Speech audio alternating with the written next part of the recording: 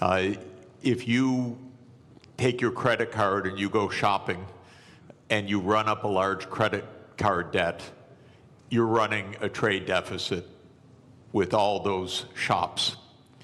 Now, it would be pretty strange if you then blamed all the shop owners for having sold you all those things. You're ripping me off, you're ripping me off, you're ripping me off, I'm running a trade deficit. That is the level of understanding of the President of the United States. The trade deficit does not represent at all trade policies. It represents spending relative to production or earnings. We call that an identity. I teach it in the second day of my course in international monetary economics. Trump never made it to the second day. So he says, you're running a trade deficit. Look, they're all cheating me. But all that's happening is the United States is outspending its national income. And you can look at the national income chart. You can add up consumption and investment and government spending, and you could subtract off gross national product, and lo and behold, what will that equal? Not approximately, exactly. That will equal the current account deficit, which is the comprehensive measure of how much you spend on goods and services versus how much you sell in goods and services. So the United States runs a current account deficit because it spends more than it produces. Why does it do that? We have a big credit card in the United States. It's called the national government. The US government spends about $2 trillion a year more than it takes in revenues. What it's doing is making transfers to the American people and to American businesses. It doesn't tax Americans for those transfers because, here's another little fact, because the congressmen that vote on the budget got into office by being paid for their campaigns by rich people who don't like taxes. So the political system says, spend, but don't tax us. So we run a chronic deficit in the United States. That spending goes out either as transfer payments or goods and services, and that's more than our national income, which is about $30 trillion, and our spending is about $31 trillion. And that's our trade deficit. And for that, Donald Trump blames the world. Okay, I fail him for this if he were my student. He's my president. It's a little weirder because when he did this, in 2 days, the world lost $10 trillion of market capitalization. By the way, where did it go? Did it get transferred from here to here? No, it got destroyed. Why destroyed? Because trade, something also the President of the United States doesn't understand, is mutually beneficial. So if you stop trade, everybody loses. It's not that one side wins, the other side loses. He cannot understand that concept as a guy that traded real estate in New York. So his idea is somebody had to win, somebody had to lose. But what happened when he made this announcement was $10 trillion was wiped out worldwide. It's not that the US went up and they went down. No, everybody went down. Because the whole world system is based on a division of labor, and he's breaking that division of labor into pieces. So then people said, this doesn't make sense. Even the very rich people that gave him the money for him to get into office started saying this doesn't make sense. The hedge fund managers who were his big campaign contributors. Elon Musk, who paid for his election, became prime minister. He said this doesn't make sense. And then the markets said this doesn't make sense. Not only $10 trillion, but as the finance minister said, interest rates started to rise because people began to dump U.S. Treasury debt. The safest thing in the world, apparently. So interesting what happened. It's not quite true that he reversed things. First, he left on this 10% tariff, except for one country, for China, 145% where he on raised products. the tariff rates. That's because the United States has a deep, neurotic attachment to China. The U.S. political system hates China. Why? Because China's big and successful. And so that the U.S. hates. It's a rival, it's a competitor, and so this is the one thing he left on.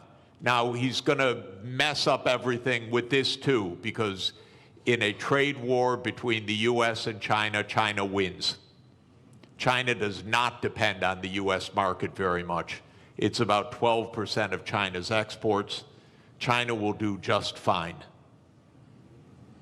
It's just dumb policy. There's no more, sorry to say it, there's just no more explanation to this than that. It makes no sense.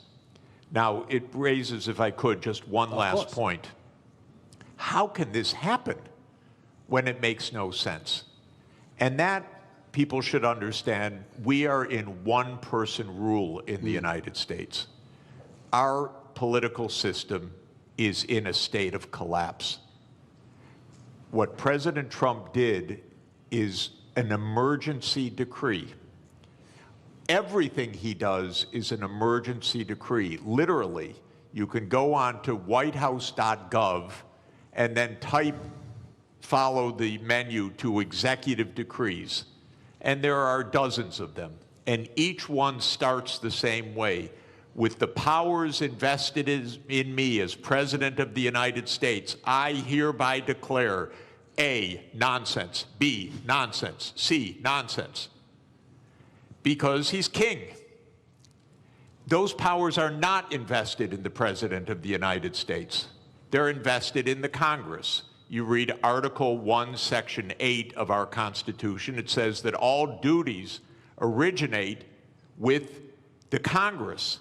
And specifically in the lower house, all legislation has to start in the House of Representatives. But the U.S., starting in 1945 after World War II, became a military state to a large extent.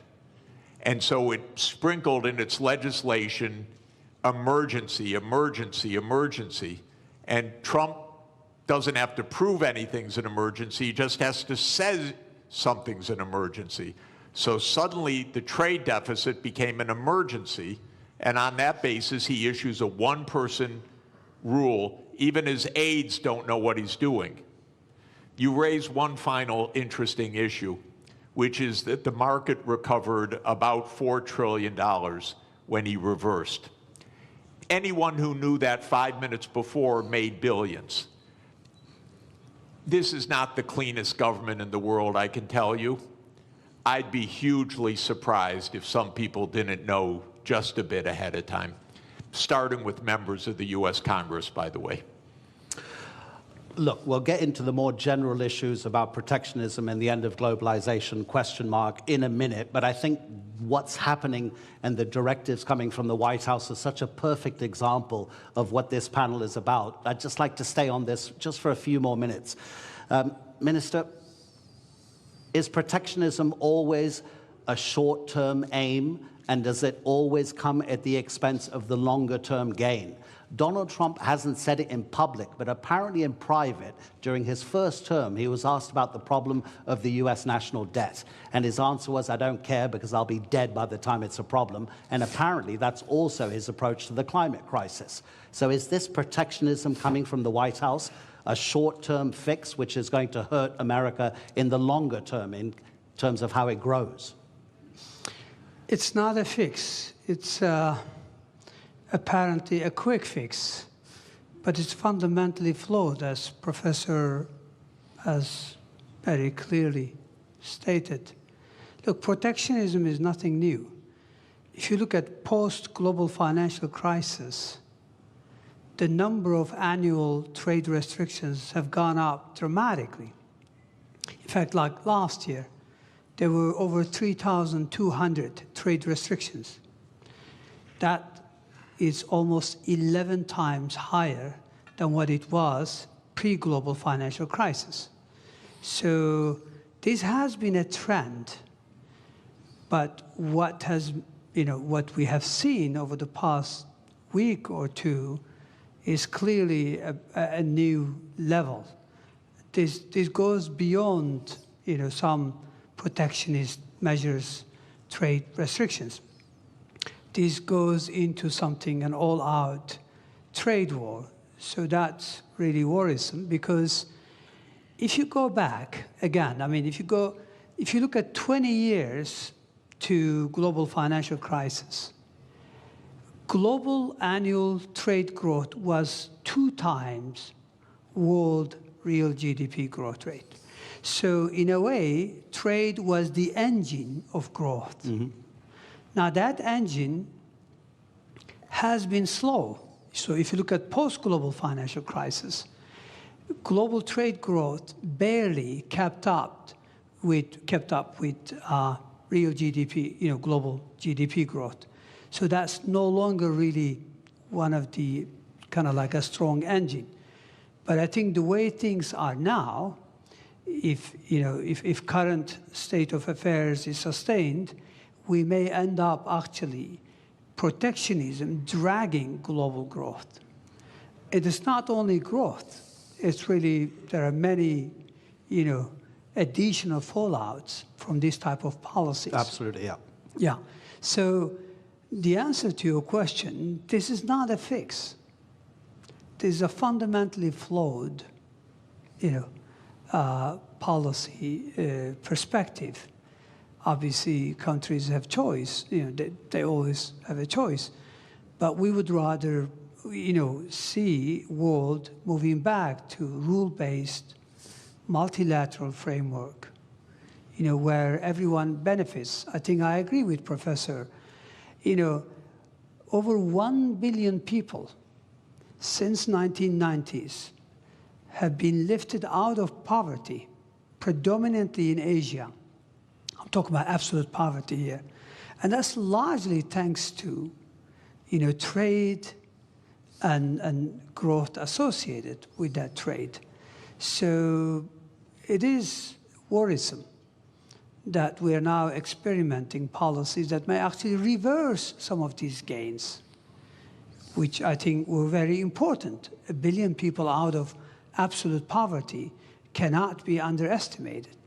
It's quite significant. Now, admittedly, trade do cause geographic dislocations, but the solution is not protectionism.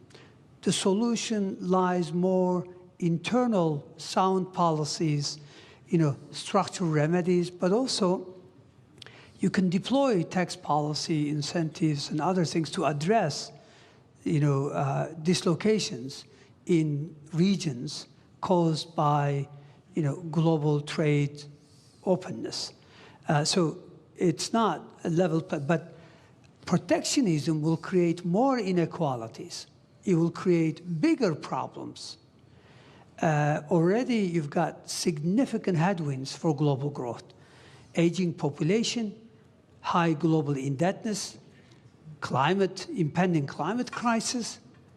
So protectionism is going to be yet another big blow to long-term growth outlook. And that's why growth is barely, sustained at 3%. I think the risk is that we will move to a new era where per capita GDP growth will almost disappear if we continue down this path. Really interesting what you say about protectionism having fallout in other sectors, and we will get onto that, about how it might affect cooperation on the climate crisis, global health, et cetera, But let's use one country as a particular example about how a nation can react to protectionism. So we have the US tariffs, which in 90 days will come into effect beyond the 10% that Donald Trump has placed. Let's take two rich countries. UK and Singapore will stay at 10%. Bangladesh and Botswana will both go up to 37%. Laos will be 48%. Syria will be 41%. Lesotho in southern Africa will be 50%. In 2023, the US exported to Lesotho $7.33 million worth of goods. Lesotho in that same year exported to the United States $228 million. The US GDP per capita in 2023 was $82.8 thousand per person. In Lesotho, it was $916. Gentlemen, how does a country like Lesotho deal with the protectionism coming from the US? Minister? Well, look, protectionism is an external shock, meaning it's not a decision by, the counterparty. It's essentially, so how do you deal with it? I guess you focus on regional integration, as an antidote of protectionism. So regional connectivity, regional integration would be one way forward. So, instead of globalization on a big scale, you focus on how you can deepen and broaden your ties with your immediate neighborhood or countries that are still willing to entertain rule-based trade. So I think that's the only way. Again, this is a major shock for many countries. I think global supply chains are going to suffer. This will lead to, already, I think the risk is that capital will be misallocated. Take us, take Turkey, for example. We are the world's second largest of white goods exporter. We need chips, basic ones, nothing sophisticated. We're not talking about 4 nanometers. We're talking about, 30, 40, 70 nanometers. If we're worried that countries are not going to supply that, even though it may not be the most efficient way, we may have to go into a very large capex to see if we could produce them. We are good at something. Other countries are better at something. So we would rather trade. And this is a very simple, economics, theory. Everybody benefits. So I don't think, X country or Y country, there's not much they can do except to look at, ways in which they could mitigate the fallout from not being able to sell goods to the United States. But Professor, that takes a long time to arrange because, of course, the shock is immediate. You can't make deals that quickly, can you?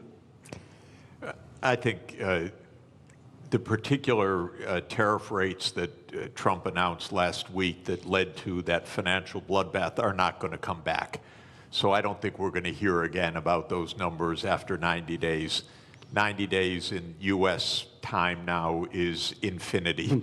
It's eternity. We'll never hear those numbers again. Where did those numbers come from? Something, again, so stupid you can't believe that any country would do this. But the idea is the following. As I said, if you want to know what your trade balance is, you earn some income, so you sell some services to somebody, and you buy things. And if you spend what you earn, you're in trade balance. Technically, you're in current account balance. Now, most of us, I work for one employer,